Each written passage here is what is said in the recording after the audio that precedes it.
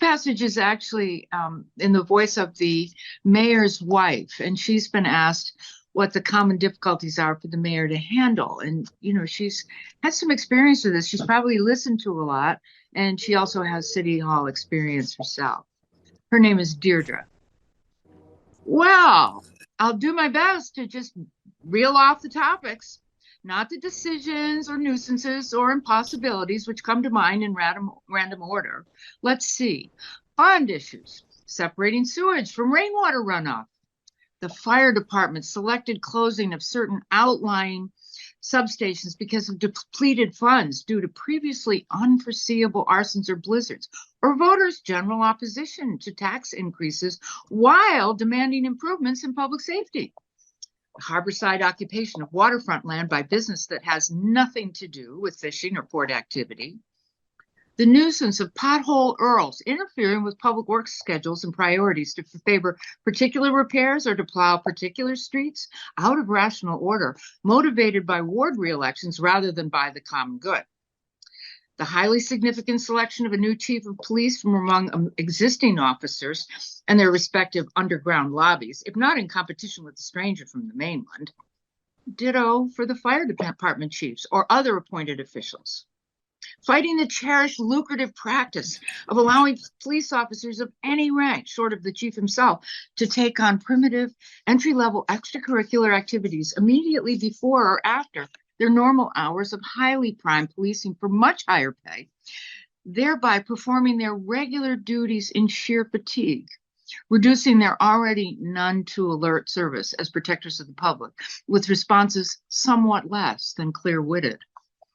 Adjudicating the nasty, loosey, sensitive case of disparate treatment brought by the city's one black policeman. Settling a front-page dispute about the state's recommended installation of an unprecedented traffic light at some busy junction dangerously used by school children near his own house, despite the unanimous howls of everyone who uses that overburdened trunk line to drive practically the only way back and forth between the Massachusetts Valley and Dogtown Center, already cursing the stop-and-go interruptions made by the traffic itself as first comes, first serve.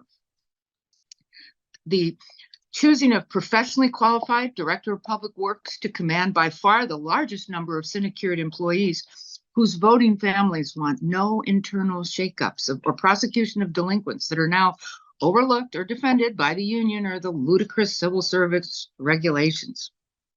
Persuading the Graveyard Street Municipal Credit Bureaus to classify Dogtown's bond issue rating favorably so that the city can borrow economically for capital expenditures, either to maintain essential public facilities or to create desperately needed new ones, such as waterworks or sewer expansions, long since demanded by state or federal law, then to persuade those state or federal authorities that we deserve to be allowed postponements of deadlines on the strength of our goodwill and managerial competence, despite our history to the contrary notwithstanding. Issue permits for private extensions of the city sewer system, deciding to buy or lease major DPW, firefighting, or police equipment, answering bitter complaints about the Kilroy gypsy tractor trailers with 4 or 5 axles and as much as 14 or 18 wheels, each preempting several parking spaces on public streets meant for local citizens' use by day and often leaving them there all night with their refrigerator motors running, loudly disturbing to neighboring families, even when recognized as essential to the city's economy.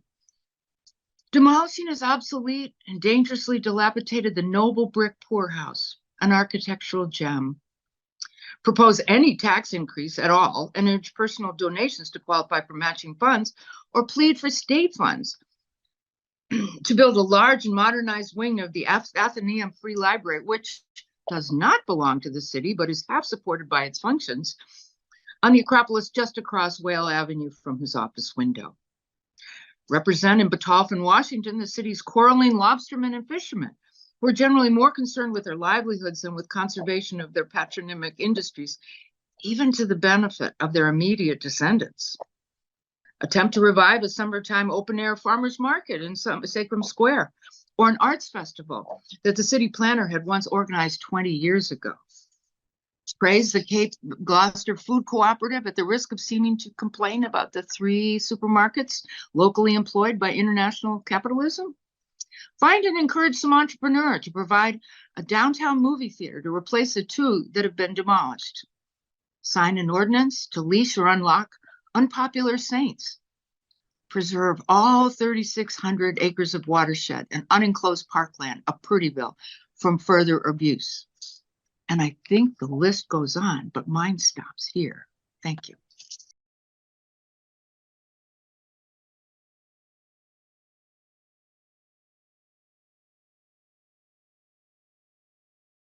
Yes, I'm going to say a few words about Father Lancelot Duncannon and Father Smythe, and then read a small passage. A major character in the Gloucester novels is Father Lancelot Duncannon, who is based on the real-life Father Frederick Hastings Smythe, who brought his oratory, a monastic place of prayer, from Cambridge, Massachusetts to Gloucester in the late 1950s. Jonathan Bayliss became a business advisor to Father Smythe in the oratory and was drawn into Father Smythe's theology of metacosmesis, the transformation of the world through the Eucharistic offertory, the anamnesis. Father Smythe had been trained as a physical chemist with a PhD from MIT. However, he tired from mere science, and after some time in Italy, he discovered Anglo-Catholic socialism and Marxism in England. He was ordained a priest there by Bishop George Bell, Winston Churchill's famous antagonist, but returned to the States in the late 30s, founding a small oratory near Hamilton College, New York, from which he had graduated, and then on to Cambridge, where he founded the Society of the Catholic Commonwealth in 1939. His theology brought together Thomistic realism, Marxist dialectical materialism, Baroque Anglo-Catholic liturgy, and action for social justice and revolution through the secular members of the SCC around the world. As such, he was on the margins of the Episcopal Church and attracted the attention of the FBI, who eventually judged him more, quote, more odd than dangerous, unquote. I wrote my doctoral dissertation on Father Smythe and the SCC, and Jonathan helped me with that, giving me his notes for his projected biography of Father Smythe, which he was then considering writing. Jonathan was very attracted to Father Smythe's theology, and Father Smythe probably had hopes of recruiting him as a member of the society. Instead, Jonathan memorialized him as Father Duncannon and the oratory as the laboratory. I'll read a brief passage from Gloucester book from a chapter entitled Quinquagesima Offertory. Just a few comments before I read it. It's about preparing for the daily celebration of the anamnesis. Caleb makes mention of attending Anglo-Catholic masses in his childhood. Jonathan spent some time at a convent, Anglo-Catholic convent orphanage in Cambridge, which is referenced in the passage. The passage also makes reference to concerns about whether he has been confirmed by a bishop or not, the normal prerequisite in 1960 for receiving communion. And there's some coding throughout the novels. Tudor means Anglican or Episcopalian from Henry VIII. Petrine means Roman Catholic from Chair of St. Peter, the first Pope. And Pauline means Protestant, probably from Paul's espousal of faith over works, so important to Luther and so forth. In the story, Caleb is brought in as a substitute for Father Smythe's assistant, probably, often called Father Economist, both in real life and in the novel, because he played the stock market, but he also had a drinking problem and many other problems, and probably something had happened the night before, and Caleb is brought in as an emergency acolyte. So I shall now just read a small portion from Gloucester book. After a dozen years of heedless paganism, without the slightest sense of spiritual loss, normally preoccupied with peremptory desires that seemed totally at odds with the preoccupations of religion, and possessed of his own romantic theories, but never deliberately blasphemous or otherwise particularly rebellious, In his headlong enthusiasm for Father Duncannon's science-born revision of primitive Christian doctrine, he had forgotten to mention that even as an older acolyte, he had never been qualified to receive the bread and wine, until he was so entangled in the affairs of the order that it would have been a scandal to raise the question of his own ecclesiastical status for the first time on the very step of the altar in flagrante delicto. At a very early age, the manners of consumption had become familiar enough by studied observation to require no instruction. At the same time, his life had been thoroughly clear of the church for so many years of intellectual adventure that memory of his boyhood churchmanship was very vague, the doctrinal content of which, anyhow, had been generally bewildering, for the Tudor Petrines were almost as inclined as the classical scholastics themselves to educate their children prematurely, and he couldn't absolutely swear that he had not been submitted to a bishop at an age when one ceremony was distinguished from another, chiefly by the number of candles or by the degrees of motion. To this day, his catechismal lessons, though still tincturing his blood, remained confused and unmemorable. Therefore, although confirmation was no official prerequisite to the assumption of an acolyte's duties at the altar, he had chosen to ignore the preparatory ritual of confirmation as an elective adjuvant to one's personal participation in the sacrament proper, and to behave like an authorized communicant, letting any devil take the hindmost. In the sacristy, formerly a laundry, after shedding outdoor garments, he was hastily buttoning up his black cassock when Father Duncan then came down the winding staircase in his domestic soutane. Caleb dared not to greet him cheerily, for the priest never acknowledged the initial presence of his acolyte with much more than a faint nod, and this morning the mere fugacious hint of an ironic smile was sufficient to express the superior's gratitude for discreet aid and bringing a contretemps that was slightly exasperating, but certainly not worth an interruption of the sacerdotal routine. Caleb's veneration of Dr. Lancelot Duncannon, the physicist, was as nothing to his awe of the frail, taciturn Father Duncannon, about to say a mass like any other priest. At St. Martha's Convent School, there had been a sacristan to help Father Pole dress for the altar. In meekest silence, like a magician's valet, Sister Agnes would hand him each linen or brocaded garment, according to the putatively immemorial protocol, and otherwise wait upon him hand and foot, as a spiritual 5-year-old boy watched with a ceremonial reverence that now, almost 20 years later, the worldly boy understood to be excessive. Here, Father Duncannon needed no holy handmaid to vest himself with amice, alb, cincture, maniple, stole, and chasuble, for each season a different outerwear of what Tyndale called disguises. With neither haste nor hesitation, standing at the dressing table, he solemnly wrapped himself in the green embossments of pure white for the classic office he shared with millions of others around the world on Quinquagesima, aka the last Sunday of Epiphany, while in accordance with lab custom, Caleb went out into the sanctuary to fold back and remove the blue altar cover, place the missal desk on the epistle side, and prop up the altar cards, twice returning to fetch dishes and linens for the credence table, as well as the cruets of water and wine. And then the passage goes on to describe Caleb lighting the candles, but I think for time's sake, we'll stop there. But I just thought I would show you an altar card from the offertory. I have several sets of them, and in the medieval church, there were these cards that were spread out, and the mass was said from the cards. And Father Smythe had a set of altar cards with anamnesis inscribed on them, and that would have been the reference to the altar card in the passage. So thank you.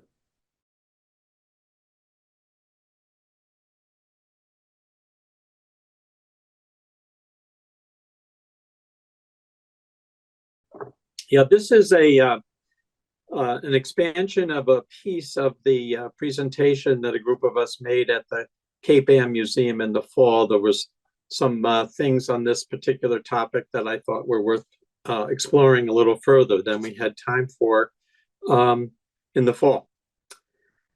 Vincent Farini was Jonathan Bayliss's oldest Gloucester friend.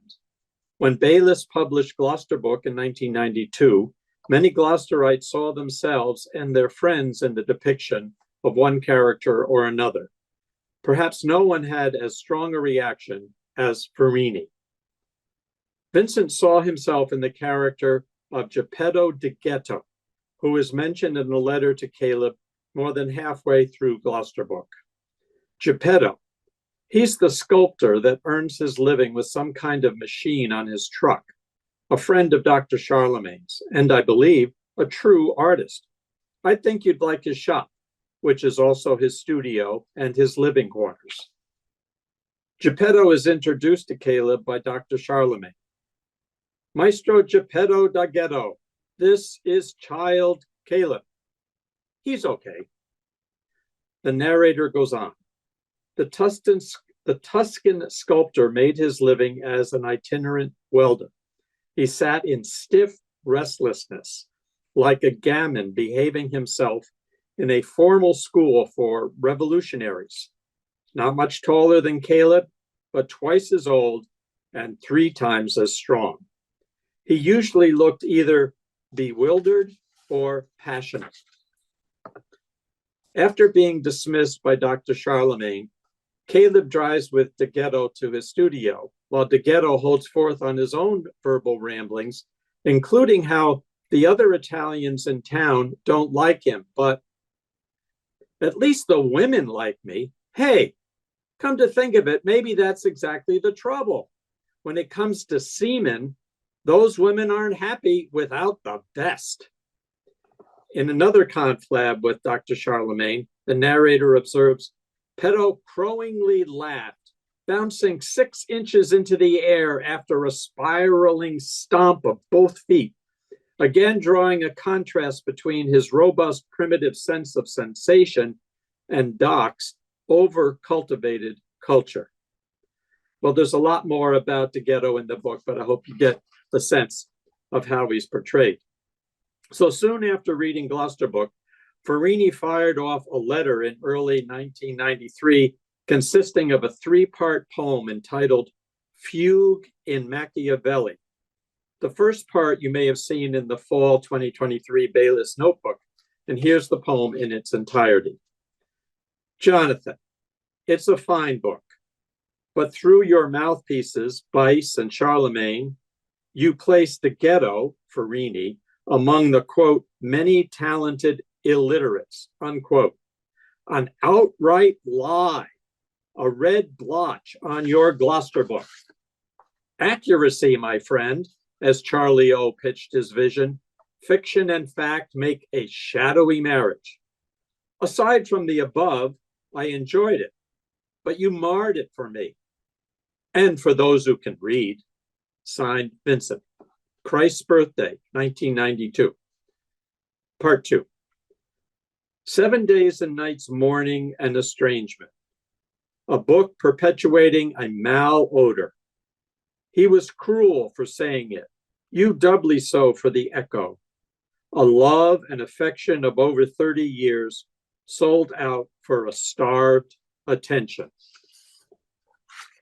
3. What kind of mind made scriptures of the hot feces from the dead? Vincent. Bayliss replied, apparently trying to mend the fences, and in the process, I think he explained much of his approach and intention in the whole of Gloucesterman. Dear Vin, I don't think there's anything to forgive. It wasn't a hit. It wasn't a javelin. There were no targets. It wasn't you. Your vivid personality attracts the imagination, but you shouldn't overlook love just because it isn't blind. It would have taken me a month to read a book like this. You read it too fast. Gloucester was never like that.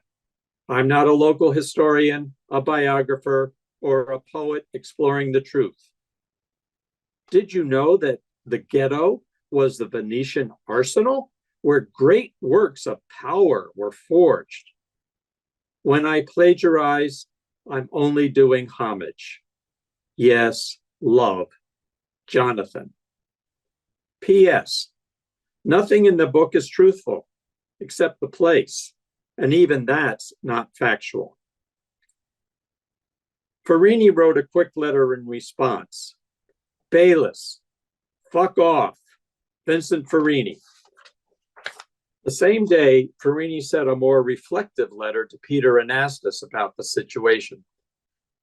When Sean convinced me to send Jonathan love in my brief last letter, I did not feel it in my heart.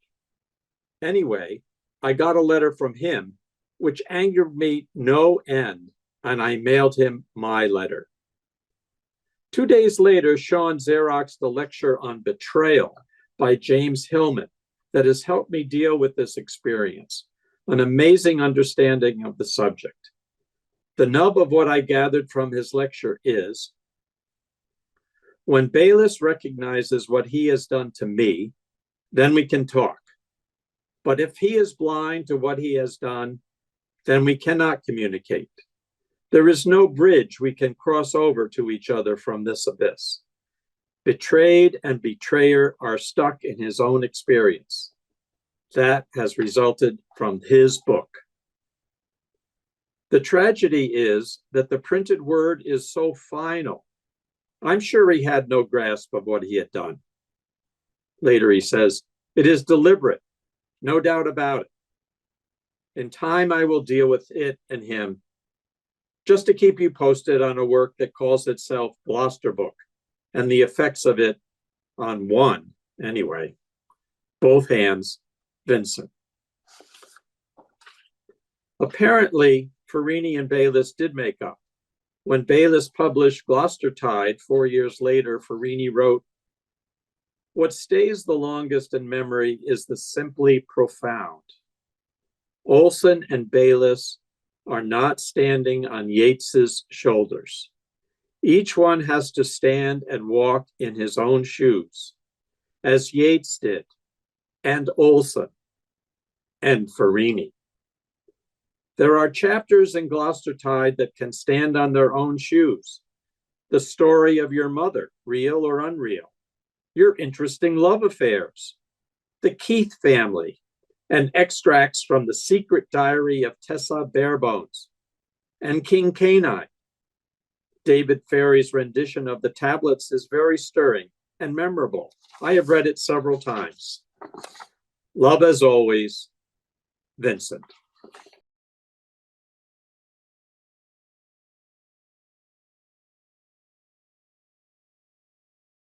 And I think I was selected because when I first moved to San Francisco following Robert Duncan and the poetry scene there, I was living about a half a block away from where this cable car went by. So anyway, this is from the chapter in Prologus, Street Fight. Michael Chapman is the character here. His wife and 3 boys take this cable car ride. The blonde-haired baby in this passage is Roger, one of the 3 children, 3 boys. So I'll just start in. I'll keep this quick. I have much less to say than any of you. I'm just representing the cable car in my background on the screen. At the beginning of the 3rd segment of the journey out, Michael took care to sit beside his wife so that he could keep her thoughts in the proper channel by striking her knee ever so gently with his own, while together they listened to the chatter of the children. And this time, since she sat between him and the window with Roger on her lap, she was ever so slightly bold enough to let her knees slacken ever so wantonly in response to his rhythmic pressure. This little game of courtship was soon cut short, however, by the option of transferring their selves, their souls, and their bodies to a cable car. In accordance with one of the leader's vagaries of unselfishness that he would not give up in marriage, he would spare no expense in the artifactual education of his boys. For once, the little Chapmen made return for their father's policy in full measure. Open benches, long, anxious ascents, vertiginous descents. The boys were beside themselves, couldn't sit in one place for a minute at a time, scrambling to miss nothing outside or inside the craft, much to the annoyance of the crew. All the boys, except of course Roger, who was now in Michael's lap again, clutched tightly from the beginning of this adventure to the end. laughing with delight at the delight of his brothers. And Ruth's attention to this episode was also as immediate as her husband could have asked. She noticed store windows, doors of houses, flower pots, views of the bay, as bright blue as before the Spaniards came. Didn't the city in the foreground make it more beautiful than it ever was in the past? Michael gazed down upon the excited blonde head under his nose, where the bright whorls curled clockwise about a tiny bald spot, a center point of symmetry no bigger than the sin within. He examined the skull attentively, Michael himself forgetting, to look out upon the city at the high places they crested and dipped away from. With his fingers he felt the bony cranium that had so much so frailly to protect, comforted to find, against the frailty, that the baby's parietal helmet, how long had he not noticed, a whole year perhaps, had at last knitted together at the crown which he had used to watch in excruciating anxiety for the naked brain of the infant that pulsated with every heartbeat barely beneath the thin, hairless skin. The head was still too big for the delicate stalk supporting it, though that neck seemed old, for it was creased, if you look closely, with wrinkled fissures and porous imperfections like those discovered in the skin of beautiful Brabant women who took you to their bosoms. It was sad to see that health and innocence could germinate no more perfectly in mankind than in green mansions of the Amazon's layered flora, where not a single leaf, it is said, in all the vastness remains for a day wholly untouched by smut or worm. Are they in the southern hemisphere? Those great green cathedrals where coral snakes play with innocent green-clad girls? If I had lain there with Ruth on idyllic greensward, our brown skins flecked with dancing gold photons filtered from the sun, would their caps of hair curl counterclockwise? That's the passage. I cut a few very short phrases, but I recommend reading the full chapter.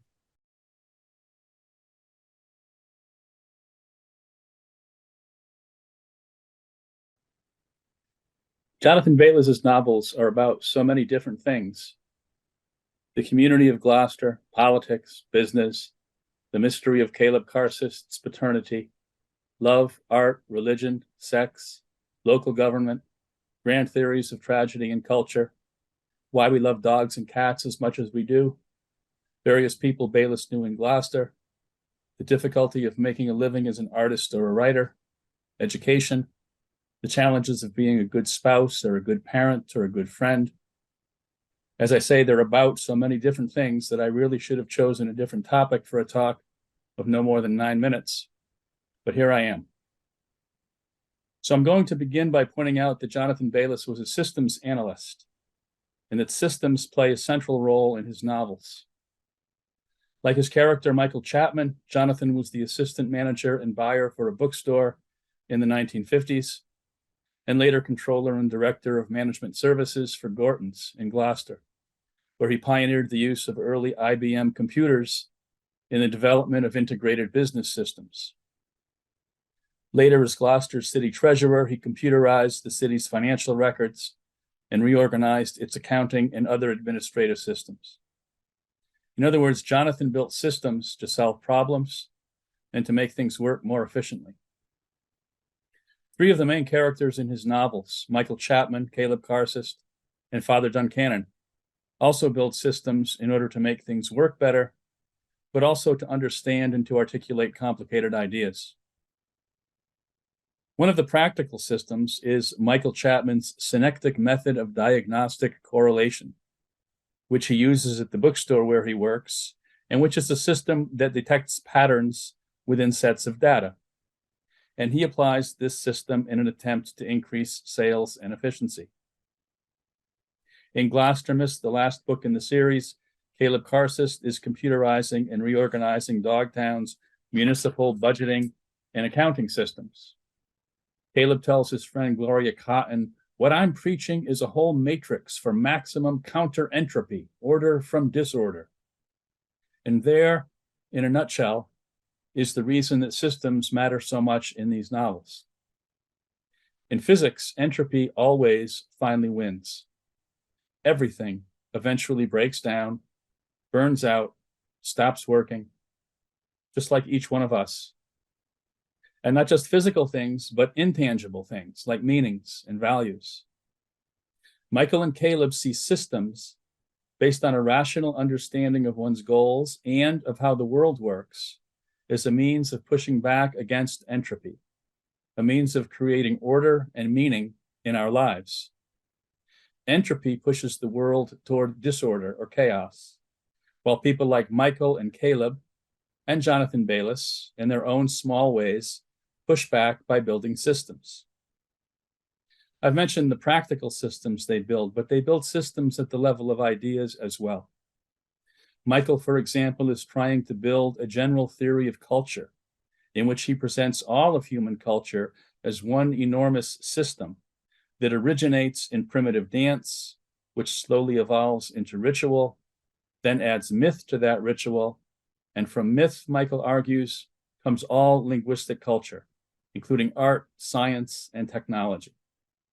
Caleb Karsist writes plays about the ancient Sumerian king Gilgamesh, and on a cord around his neck, Caleb's Gilgamesh wears a small tetrahedron, a pyramid-shaped object that symbolizes the culture Gilgamesh is building. Both Michael and Caleb see culture as a counter-entropic system that creates order and meaning in the world. Like Jonathan Bayliss, they believe that reason enables us not only to understand the world and how it works, but to make the world a more meaningful and fulfilling place in which to live. Father Duncannon is another system builder. He is an obscure and unorthodox priest who leads a religious order that has its headquarters in Dogtown. He's unusual not only because he is a priest who holds a PhD in physics, but also because he interprets the Eucharist not only as a means by which an individual can seek his or her personal salvation, but rather as a social sacrament. For Father Duncannon, the Mass inspires the supernatural grace without which human society cannot sustain its liberal possibilities, cannot remain the ultimate counter-entropic, there's that word again, hope of the planet. That was a quotation. Caleb volunteers as Father Duncannon's altar assistant during Mass, even though for Caleb, Christianity is not basically spiritual, and he does not believe in the gospel. He does, however, believe that Father Duncannon is remounting Christianity in its social foundation, and that the purpose of Christianity is to save mankind by improving the world. For Caleb, religion is a symbolic system that should not be based on faith, but on hope. Not hope for an afterlife or for a Santa Claus God who gives us what we want if we're good, but rational hope in human beings' capacity to imagine and build the kind of community in which everyone can live lives of dignity and sufficiency. So Michael, Caleb, and Father Duncannon work to create meaning, order, and value in the world. But Father Duncannon's classic Order of the Vine, which never has very many members, survives for only a few years after Duncannon's death, and thousands of pages of his written work lie moldering in the city dump. Michael Chapman never perfects his synectic method of diagnostic correlation, and he never completes his general theory of culture. He never gets the foundation funding he applies for, and he never learns to balance his work life, family life, and intellectual life. Caleb Karsist never implements his computerizing and reorganizing of Dogtown's municipal budgeting and accounting systems because most of the department heads oppose it, which comes as no surprise to Tessa Barebones, who knows that Caleb is inept in the ways of office politics and is self-defeatingly stubborn. Tessa says that Caleb wants to create a model system of systems for its own sake. With him, it's about a pragmatically aesthetic endeavor. But if he isn't defended from his political enemies, he'll probably await some defiant opportunity to quit. And that is exactly what happens. And it's also exactly what happened back when Caleb was manager of administration at the Mercator Steel Yard, and the other managers there opposed the computer-based central management system he wanted to install. Caleb never publishes his Gilgamesh plays either, nor does he get anyone to produce them. And in the final book of the series, his godmother, Faye Gabriel, predicts that he probably never will. So they fail. Michael fails, Caleb fails, Father Duncannon fails. At the beginning of the first book of the series, the businessman Rafe Opsamath is pondering the inefficiency and waste that he sees all around him, and the casual stupidity of human beings who squander their opportunities to improve things. All of us know what it feels like to live in a place that's not what it could be, to work in a place that's not what it could be, to be living a life that's not what it could be. And many of us have tried in different ways to take steps that we believe can improve things. And sometimes, to some extent, those things work. Things can sometimes be made better. If Caleb had tried to persuade the department heads to let him implement his management system, then he might have saved the city time and money. If Michael had somehow found the time, perhaps he could have completed his general theory of culture. And if Caleb or Father Duncannon had been better at networking, at social politics, perhaps the Gilgamesh plays would have been produced, and the classic Order of the Vine would not have closed down. Perhaps. Reason can help us to understand the world and to create systems that improve the world in our lives. But people are too often unreasonable, nor do we always agree on what is reasonable or practical or possible. We tend to be selfish and we don't always cooperate. Even the best designed systems break down or become obsolete, and finally, we run out of time. The novels of Jonathan Bayliss are about creative, intelligent, interesting people who want to live rich lives and create caring communities of order, meaning, and value. But they live in a world in which entropy is a constant force, and reason has always to contend with narrow-minded short-sightedness. I said earlier that Caleb understood religion as a symbolic system aimed at building a society based not on faith, but on hope. Near the end of Gloucester Mass, the character Finn McDane is described as someone who didn't always have faith in our democracy, but always hoped for it. Physics tells us that entropy always wins, but hope, combined with reason, has the power to hold entropy at bay or even to reverse it, at least for a period of time. In Bayliss's novels, there is no Platonic realm of eternal meaning, order, and value. Those things, like everything else, exist in the flux of mutability. But within that flux, they can, in particular places and at particular times, generate something very real and powerful. And that is one of the things these novels are about. Thank you.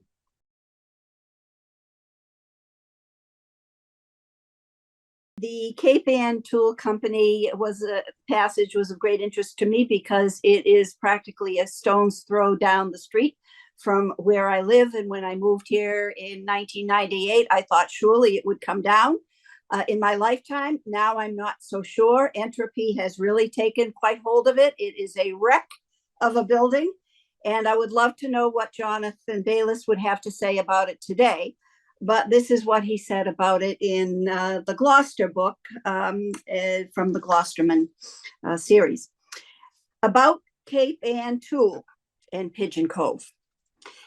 Best of all to his ears, North Village, the most charming ward in all of Dogtown, erewhile denuded of trees as rape by pirates and quarrymen, but now sprucely redressed with green and white paint. North Village, its naked, dusty slashes of quarry works, except for the pits themselves, now readorned with shrubs and lawns. North Village still tolerated a daily routine of deafening bangs from the mechanized hammers of the Cape Gloucester Forge Company, the closed die plant founded as a tool-making smithy for the granite industry, but long since employed in forging steel parts for manufacturers all over the country. That small community of craftsmen, laborers, shopkeepers, and clerks, less than a mile north of Powerhouse Cove, otherwise known as the Granite Pier, tucked into the veil of a rust granite quay in yet another tiny hewn stone harbor, that small community of North Village, where one of the other quarry railroads loaded granite onto coastal vessels, broad of beam and blunt of bow. North Village had been a gathering place of single-masted stone sloops when Dogtown Harbor was a concentration of nobly battered two-masted fishing schooners. Save for the raucous, obsolescent forge, now so anomalous in the waterside hollow alongside a few moored lobster boats and below the most decorous of dwellings, North Village had irrevocably resigned the swarming, sweaty class of work. Most of its present inhabitants lived on an income previously or never earned, or else they commuted for good salary somewhere down the line they lived beyond this end of.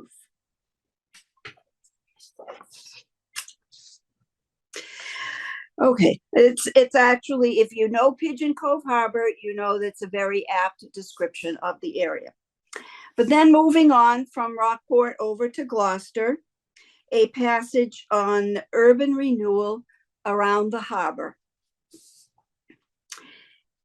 Instead, smoking a cigar, he sauntered down to the waterfront to look at the fishing boats and see how things had changed since 1934, the year he remembered last attempting to get at the heart of Dogtown.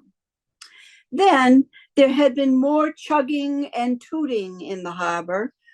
Fully rigged schooners had lined most of the piers like hedgerows, more or less hiding the tide that raised and lowered them.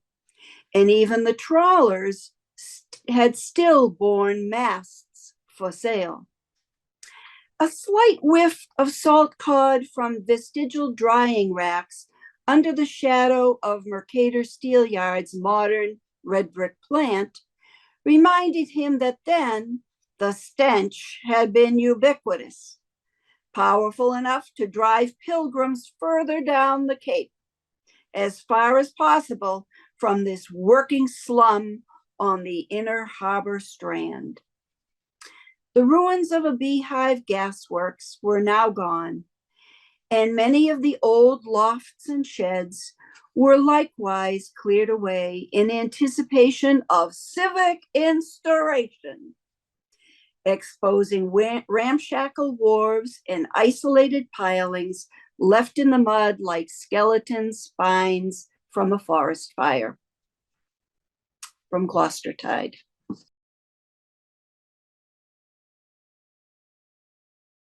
Finn McCain is a character who appears in Gloucestermas, and he's a long career in the Navy, in part of which he was in the Bureau of Ships and helped design battleships in World War II. But here he's looking back at the origin of beautiful vessels. Of course, the latter spoon-billed knockabout saved hundreds of lives, Finn was saying. But the fairest to sea, with all sails set in a decent breeze, now as rare as white sperm whale, had clipper bows. Even as beautiful as the BB New Guernsey underway in a task force at sea, Caleb teased. He refrained from commenting that as a very young native of the city, he'd love to see and hear about schooners only from the very, very feminine point of view of an inquisitive daughter who'd fled from her father, a high-line skipper of more than one such vessel, possibly, he wondered, even this one in its prime. Anyway, Finn's shadow of the past was cast in the light of a more professional history. Let's just say that a man's delight has many mansions, Finn toasted Caleb's thoughts. Even in the bonanza era of schooners, these races, squeezed into a few days between grim all-year-round commercial fishing trips, provided sporting challenges to seamanship and fostered local pride by sailing gala yachts designed and built in imitation of Cape Gloucester's commercial success.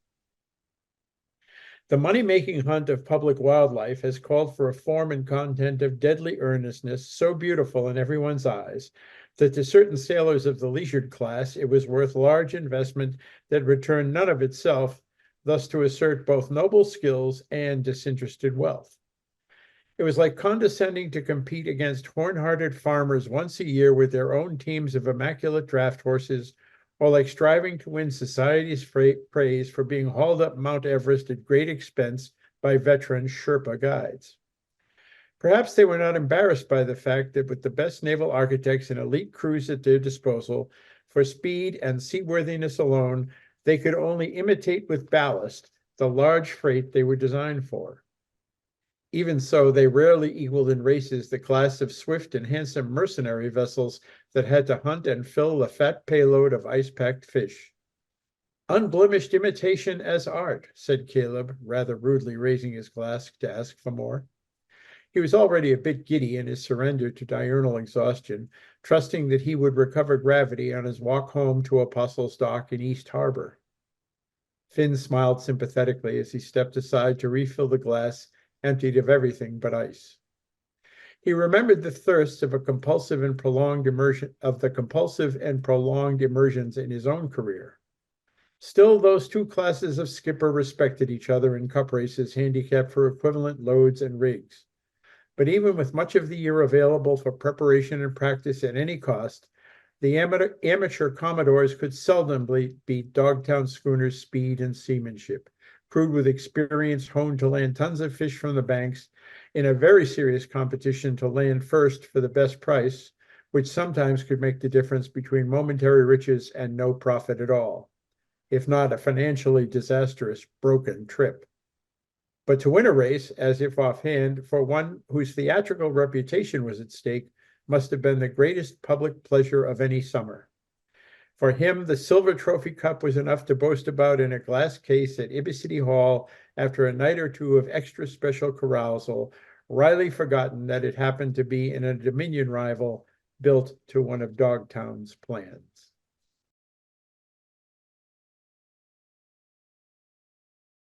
So I'm going to read an excerpt from the play Tower of Gilgamesh by Jonathan Bayliss.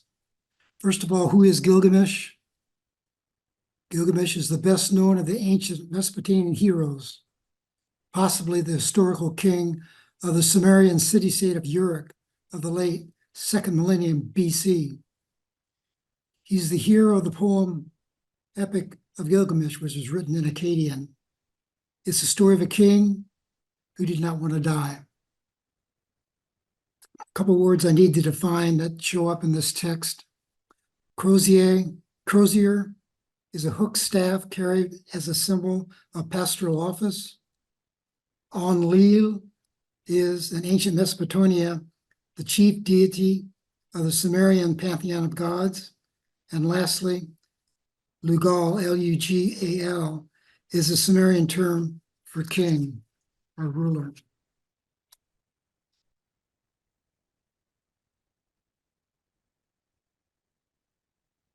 It's the middle of the night. Gilgamesh enters, carrying his mounted axe in one hand and the rector's crozier in the other. He goes directly up to the double doors and addresses them. He knocks politely with the head of the crozier. Gods, this is Gilgamesh, whose name must be pronounced before you engrave the contingent fates of others. I'd like to speak to you, please.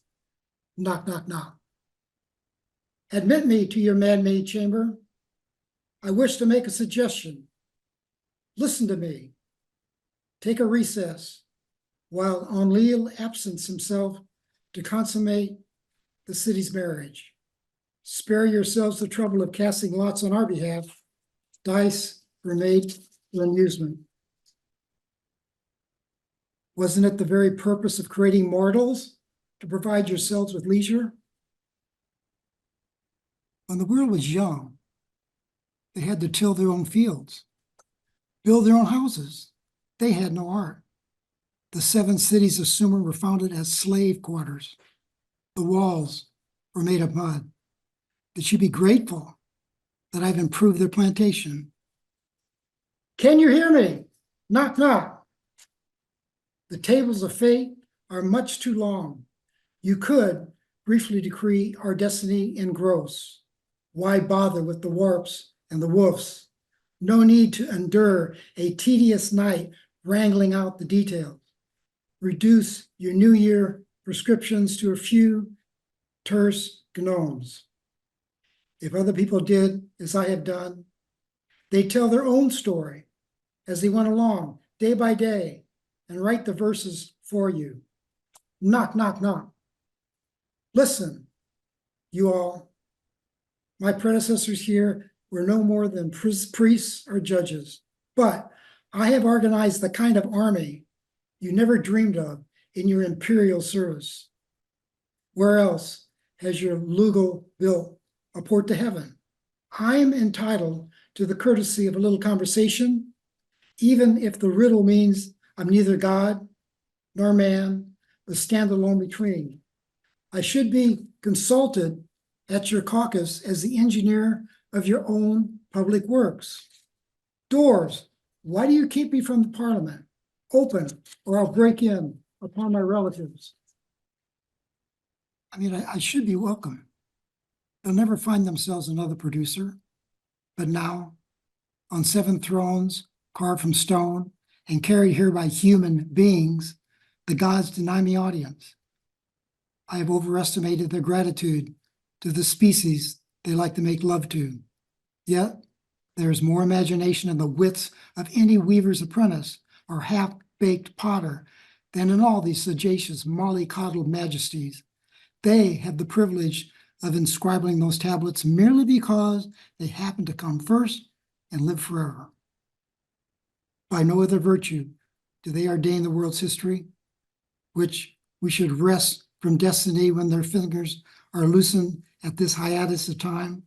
It's solely owing to the damned eternity of gods that herds and populations must wait for them to propound the next 12 months.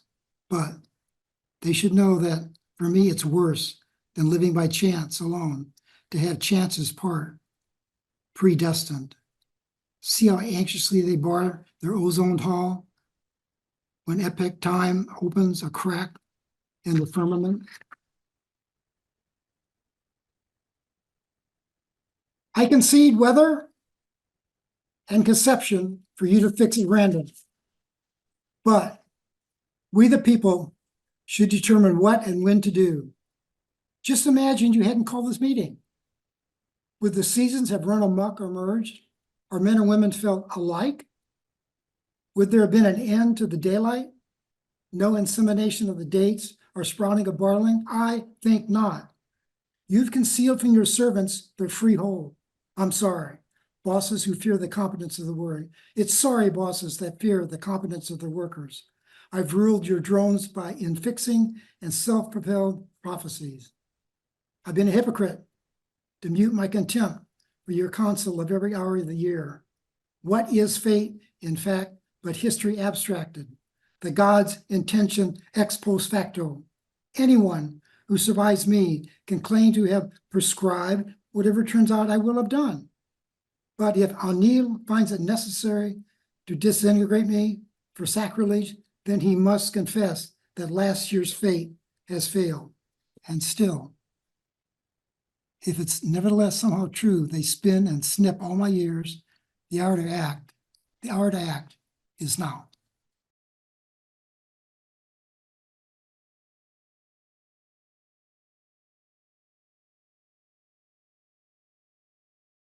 This is from Gloucester, Mass. And I think if you've ever had a cat or watched a cat, you'll find it very realistic. So far, only twice has Felicity brought in anything like a tiny pink mouse to torment, already dead or playing dead till darting in terror, until I could confiscate the prey for wounded release, out of her reach, or for apologetic interment in my garbage grinder's maw.